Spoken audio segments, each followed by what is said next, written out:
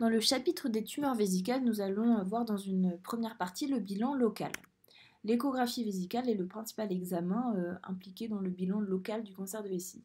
Elle va retrouver une lésion suspecte, soit de manière fortuite, au cours du bilan d'une hématurie, ou alors de signes fonctionnels urinaires, la plupart du temps irritatifs. Alors attention, l'échographie vésicale doit être réalisée absolument vessie pleine. Pourquoi ? Donc, voici un exemple d'un patient avec ici une échographie en faible réplétion et ici une échographie en vessie pleine, enfin en bonne réplétion.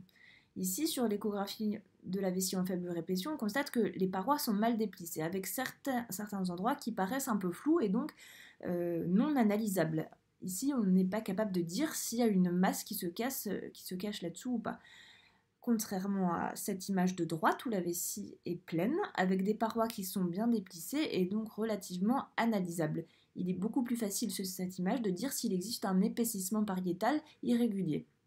Attention, les lésions polypoïdes sont bien sûr beaucoup plus faciles à identifier que les lésions planes.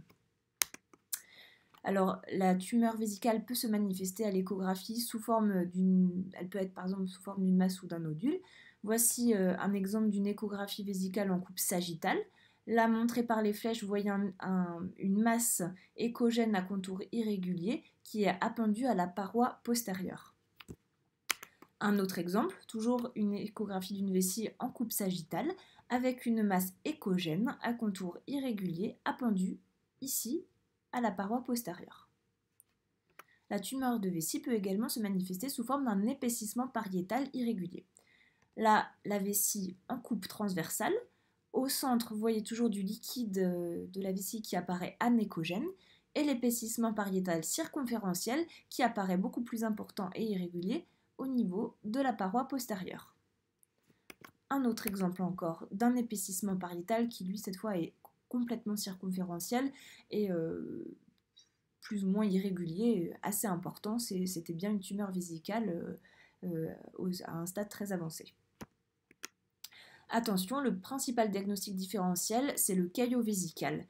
Pourquoi ? Parce que l'échographie vésicale, par exemple, va être réalisée souvent dans le cadre d'hématuries macroscopiques. Et dans le cas d'une hématurie macroscopique, les patients font du caillotage vésical.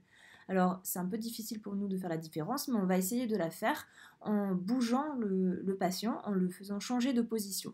Ici, vous voyez en arrière de la sonde vésicale, du ballonnet de la sonde, ici, qu'il y a un contenu échogène qui est accolé à la paroi postérieure.